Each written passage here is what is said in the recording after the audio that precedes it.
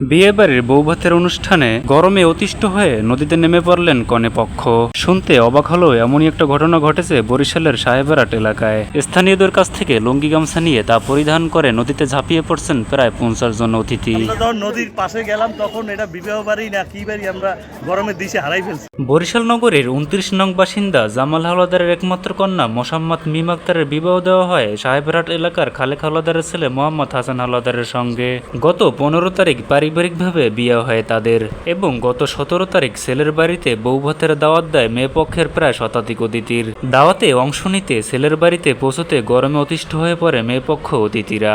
আমাদের বিয়ে বাড়িতে আসছি, আমাদের মনেই হয় না যে আমরা বিয়ে বাড়িতে আসছি। আমরা গরমে নিয়ন্ত্রণ হারাই ফেলছি। প্রচণ্ড গরমে খাওয়া দাওয়া শেষে নিজেকে নিয়ন্ত্রণে রাখতে পারছে না এবং পার্শ্ববর্তী মানুষের কাছ থেকে লুঙ্গি গামছা নিয়ে তা পরিধান করে ঝাঁপিয়ে পড়ে পাশে থাকা নদীতে। গোসল করা শেষে নিজেদের প্রশান্তির কথা জানান বিয়ে খেতে আসা মেহমানরা। বিয়ে খেতে এসে মেহমানরা নদীতে গোসল করাকে নিয়ে বিয়ে বাড়ি ভরে ওঠে হাস্যরসে। তবে এই বিষয়টি স্বাভাবিকভাবেই নিয়েছেন বরপক্ষের স্বজনরা।